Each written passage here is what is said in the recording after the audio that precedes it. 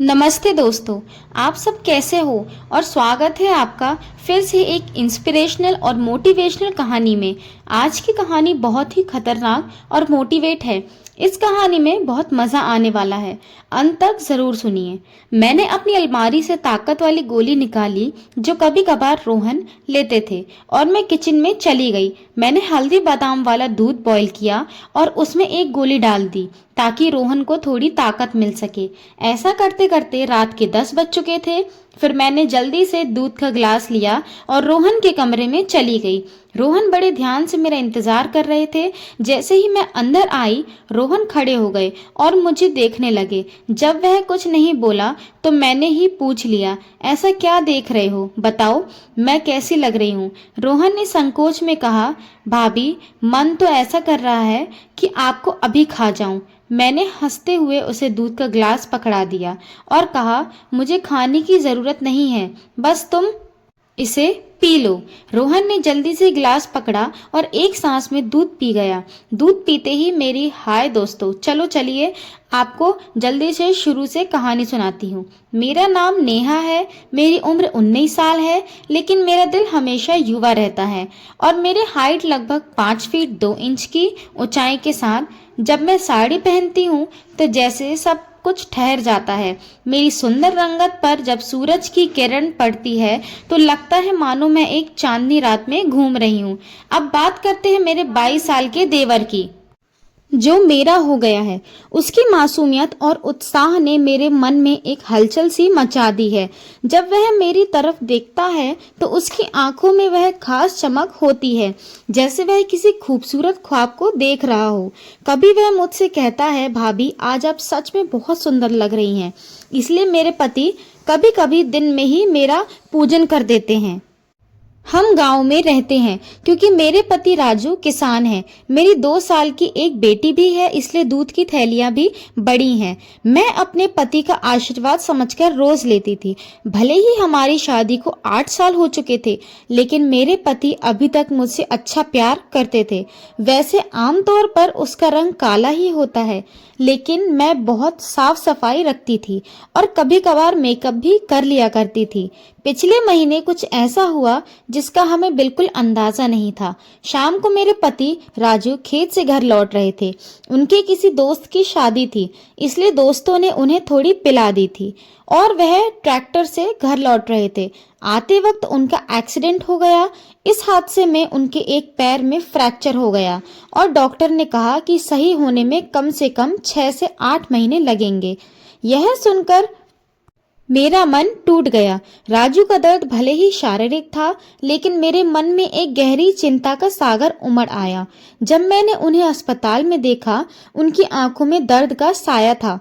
मैंने तुरंत उनके पास जाकर उनका हाथ थाम लिया। इसी वजह से मेरी ननद और देवर रोहन उन्हें संभालने के लिए आए थे। मेरे ससुर जी और ननद तो वापस चले गए, लेकिन रोहन ने राजू को यहाँ रुकने के लिए कह दिया क्योंकि वह ठीक से खड़े भी नहीं हो पा रहे थे। मुझे ही बाजार से सामान लाने और बाहर के काम करने पड़ते थे, इसलिए मैंने अपनी ननद को कहकर रोहन को कुछ दिन रुकने के लिए बोल दिया। रोहन मान गया और बहुत खुश हो गया। रोहन मेरे कंधे तक ही आता था, शरीर भी ठीक ठाक था और रंग भी सामान्य था। रोहन ज्यादा बिगड़े किस्म का लड़का नहीं लग रहा था और मैं भी खुश थी कि कोई तो आया जो मेरी मदद कर सके। आज रोहन मुझसे थोड़ा थोड़ा शर्मा रहा था क्योंकि वह शादी के बाद मुझसे पहली बार मिला था। रात को जब मैं राजू को खाना खिला रही थी, तब रोहन भी हमारे पास बैठा था। फिर रोहन अपने कमरे में जाकर समय पर सो गया था। राजू के चेहरे पर थोड़ी राहत थी, लेकिन अभी भी दर्द में था। तभी मेरे अंदर की भावनाएं बाहर निकल पड़ी। मैंने राजू के पास बैठकर कहा, वह भी क्या दिन थे जब आप रोजाना भूत मारा करते थे। राजू यह सुनकर मुस्कुराने लगे। क्या हो गया मेरी रानी, आज तो पूरे मजे में लग रही हो। मैंने कहा, नहीं जी, आपको तो मजाक लग रहा है और इधर मेरी बुरी हालत हो रखी है। सच बताऊं तो इस तरह न मेरा बुरा हाल हो गया है। मेरे पति बोले, मैं तुम्हारा दर्द समझता हूँ नेहा, मेरा भी बहुत मन करता है, लेकिन क्या करूं, मैं तो ठीक से खड़ा भी नहीं हो सकता। बस थोड़े दिन और निकाल लो, फिर देखना मैं इस भूत का क्या हाल करता हूँ। तभी मैंने कहा थोड़े दिन नहीं, पूरे 6 महीने बाकी है प्लास्टर उतरने में, और मेरा तो 1 महीने में ही यह हाल हो गया। पता नहीं आगे के दिन कैसे कटेंगे।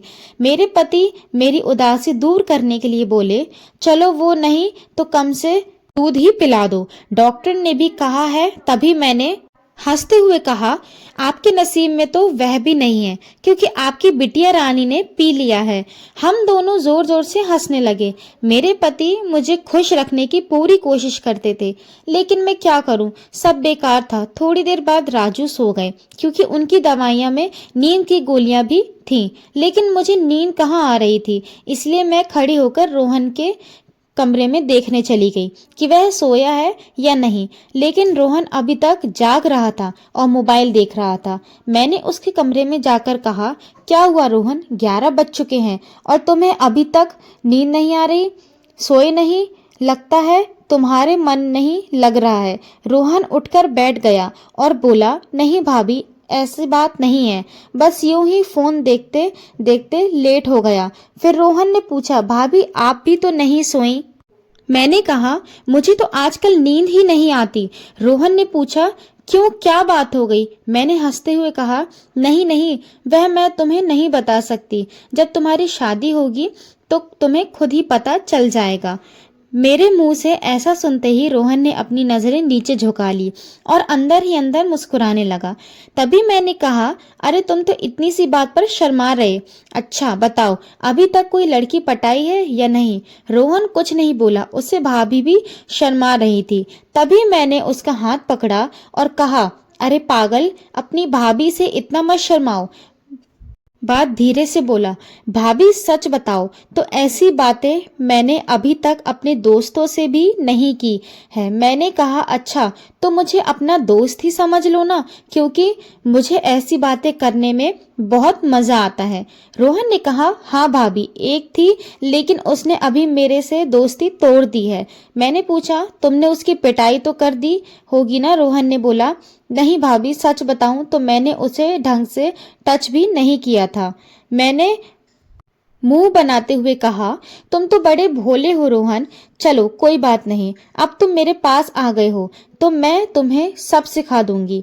मैं बातें करते करते रोहन के कमरे में ही सो गई थी। सुबह जब मेरी आंखें खुली तो रोहन बेड पर बैठा हुआ मुझे ही निहार रहा था। मेरे उठते ही रोहन ने मुझे गुड मॉर्निंग बोला। जब मैंने पूछा, क्या देख रहे हो, तो वह बोला, भाभी आप सच में बहुत खूबसूरत हो। मैंने मुस्कुराते हुए बोला, अच्छा तो अब तुम सुबह सुबह खूबसूरती का नजारा ले रहे हो और रात को तो बड़े शर्मा रहे थे। रोहन मुस्कुराकर पूछने लगा, भाभी आप बुरा ना मानो तो एक बात पूछ सकता हूँ? मैंने कहा, अरे पागल, मैं क्यों बुरा मानूंगी, पूछो क्या पूछना है। रोहन मुझसे कहने लगा, भाभी सच सच बताना, आप जो 2.5-2.5 किलो के वजन अपने पास लिए घूमती हो, आपको भारी नहीं लगता क्या? उसकी अब बात सुनकर मेरी हंसी छूट गई। इसके बाद रोहन मुझसे काफी खुल गया और अब वह मुझसे ज्यादा शर्म नहीं आ रहा था। इससे भी बहुत खुश थी, क्योंकि अब मेरे भी समय अच्छे से कटने लगे थे। रोहन को आए हुए 12 से 14 दिन बीत चुके थे और वह मुझसे काफी घुल मिल गया था। वह बाहर के सारे काम कर देता, बाजार से सामान ले आता और अपने भैया को भी घुमा देता। मेरी तो बहुत सेवा करने लगा था। शाम को मेरा सिर भी दबा देता और कभी कभी मेरे शरीर को भी आराम देता। लेकिन मेरी फरमाइश दिनों दिन बढ़ रही थी और मेरे पति की हालत अब भी वैसी ही थी। अब सब कुछ मेरे बर्दाश्त के बाहर हो चुका था।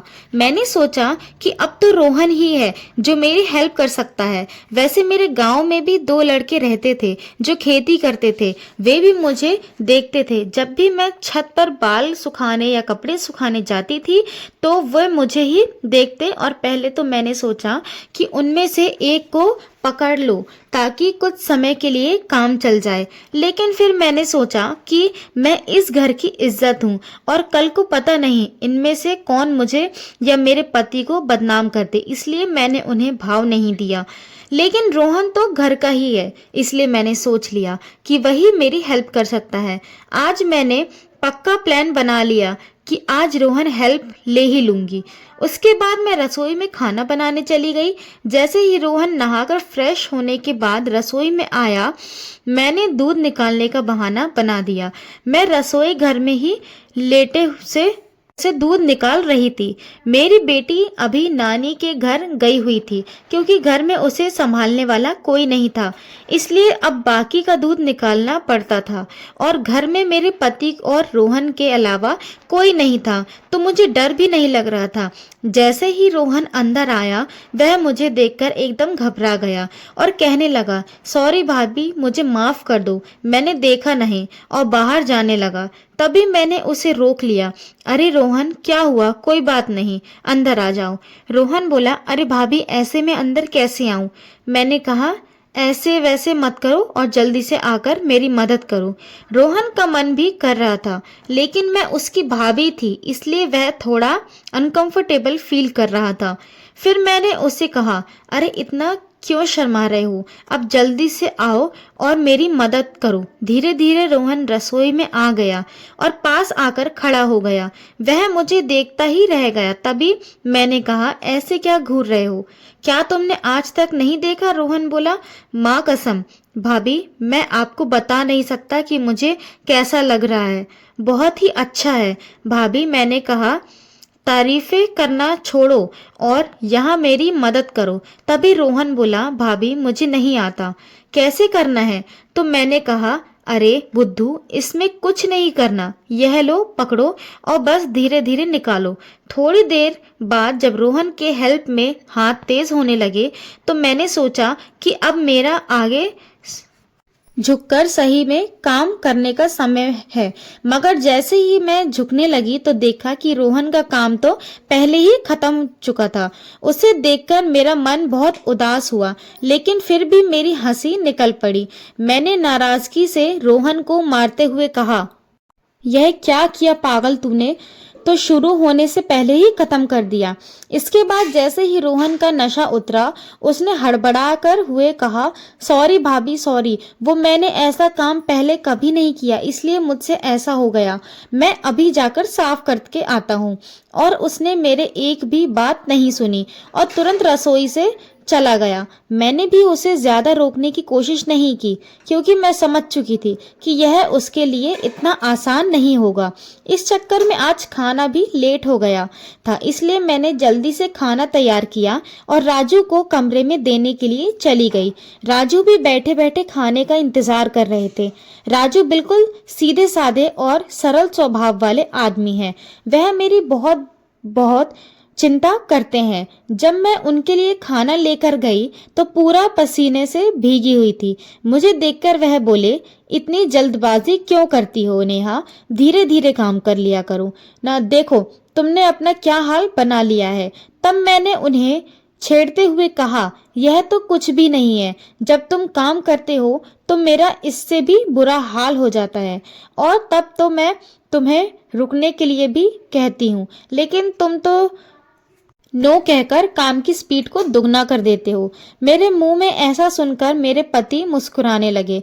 तुम भी न नेहा, कहाँ की बात कहाँ ले जाती हो। इसके बाद राजू ने खाना खा लिया और मैंने उन्हें दवाई भी दे दी। दवाई लेने के बाद उन्हें नींद आ गई और वह आराम करने लगे। मैं भी काफी थक चुकी थी, इसलिए मैं नहा धोकर फ्रेश हो गई। इसके बाद मैं रोहन के कमरे में उसे देखने के लिए तो वहीं भी सो चुका था। फिर मैं भी आकर आराम से करने लगी। शाम को जब मैं रोहन को चाय देने गई तो वह बैठा फोन चला रहा था। मुझे देखकर उसके चेहरे पर मुस्कान आ गई।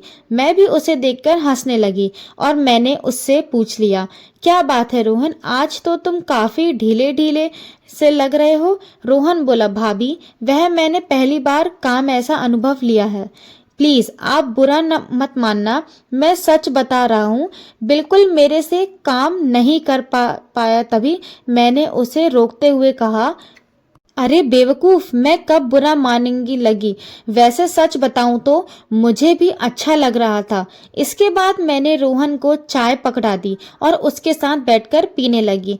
हम दोनों बातें करने लगे। आज रोहन के मुंह से मेरे लिए तो फूल ही झड़ रहे थे।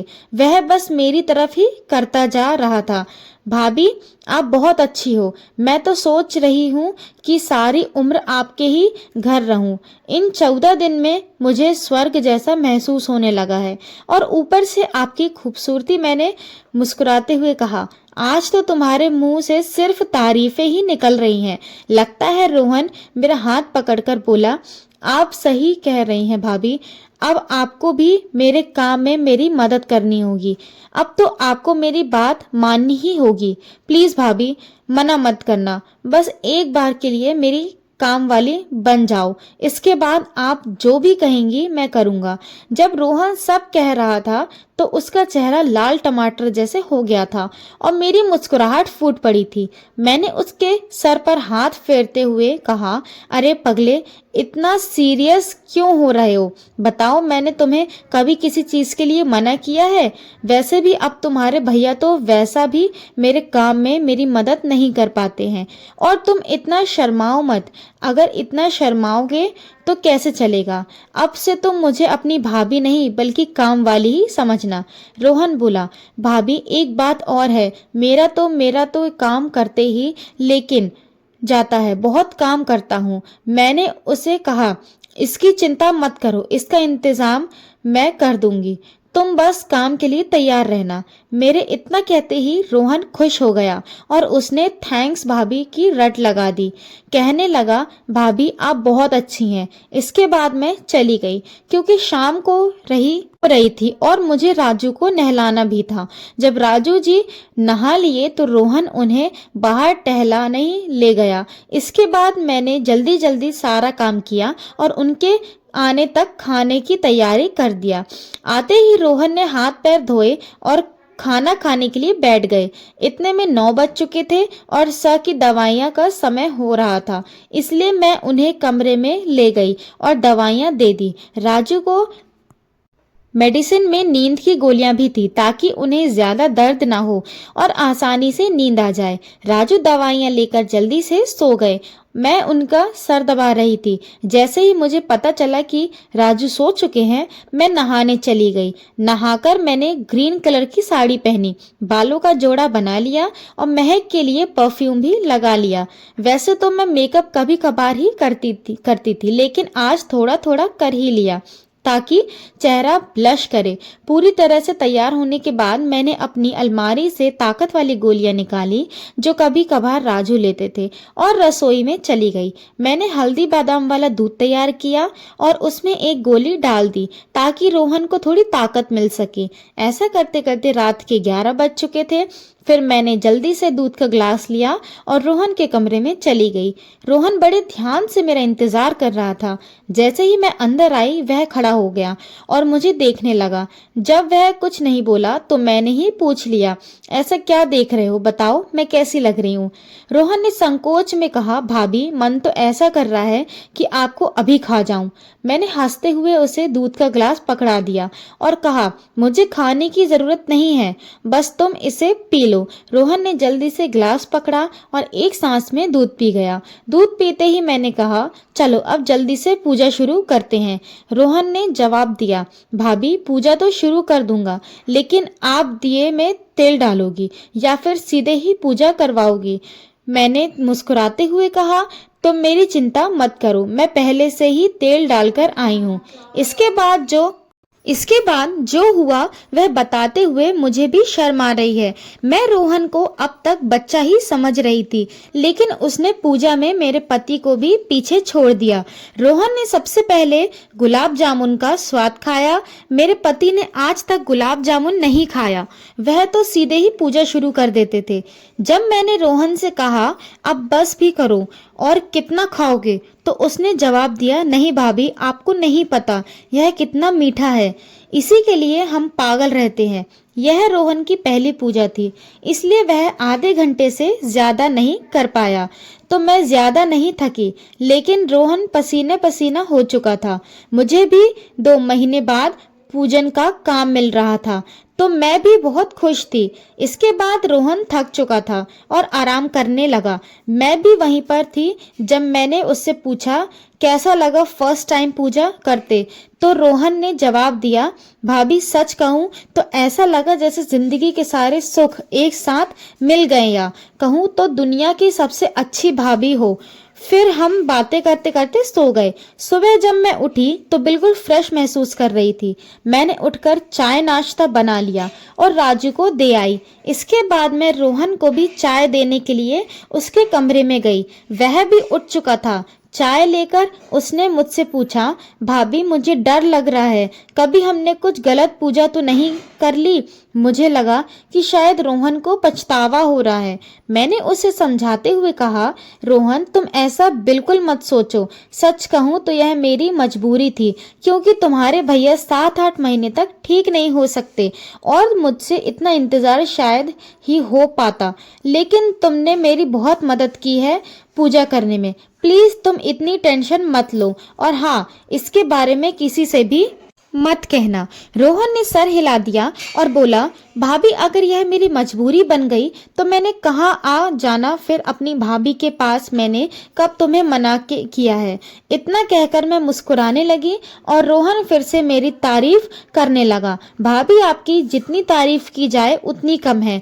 पता नहीं मैंने पिछले जन्म में कौन से पुण्य किए थे जो मुझे आप जैसी भाभी मिली। इसके बाद मेरे और रोहन के बीच पक्की वाली दोस्ती हो गई थी।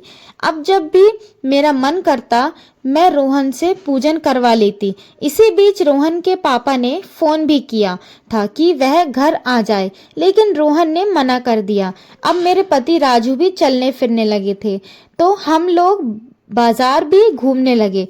रोहन अब मेरी और ज्यादा केयर करने लगा था। शाम को जब भी मैं सुलाकर रोहन के पास जाती तो वह मेरे पैर दबाता, कमर की मालिश करता और सर भी दबाता। मैं रोहन से कहा भी करती थी कि मेरे लिए इतना काम करने की जरूरत नहीं है, लेकिन वह नहीं मानता और कहता, चुप रहो भाभी, आप सारा दिन काम करती रहती हो इसलिए थक जाती हो, तो इतना तो मुझे भी करने दो। दोस्तों, शायद आप लोगों को मैं बिल्कुल भी पसंद न आऊं क्योंकि मैंने इसके रिश्ते को खराब किया है, लेकिन सच कहूं तो मैं भी ऐसा करना नहीं चाहती थी, लेकिन भावनाओं में सब कुछ हो गया। इसलिए प्लीज आप लोग समझने की कोशिश करना और मेरी कहानी को सुनकर भावनाओं में मत बह जाना, क्योंकि सच में यह गलत बात होती है। तो मेरे खातिर कमेंट में एक प्रॉमिस जरूर करके जाइए कि आप लोग अपने जीवन में ऐसा कभी नहीं करेंगे। स्टोरी की शिक्षा, यह कहानी हमें कई महत्वपूर्ण सबक देती है जो हमारे जीवन में काम आ सकते हैं। आइए हम इन शिक्षकों को विस्तार में समझते हैं। कहानी में नेहा अपने पति राजू की देखभाल करती है जब वह दुर्घटना में घायल होते हैं। यह दिखाता है कि जिम्मेदारी का मतलब केवल व्यक्तिगत लाभ के लिए जीना नहीं है, बल्कि अपने प्रियजनों की देखभाल करना भी शामिल है। जीवन में जब हम किसी रिश्ते में होते हैं तो हमें अपनी साथी के प्रति समर्पित रहना चाहिए, तो वह अधिक मजबूत और स्थायी होते हैं। हमें अपने रिश्ते में ईमानदारी रखना चाहिए और एक दूसरे पर विश्वास करना चाहिए। तो दोस्तों, आपको यह कहानी कैसी लगी कमेंट में हमें जरूर बताएं, और अगर चैनल पर पहली बार आए हो तो चैनल को सब्सक्राइब करना ना भूलें। ऐसी मजेदार कहानियां सुनने के लिए तब तक के लिए हमें इजाजत दें। मिलेंगे जल्दी ही एक नई कहानी।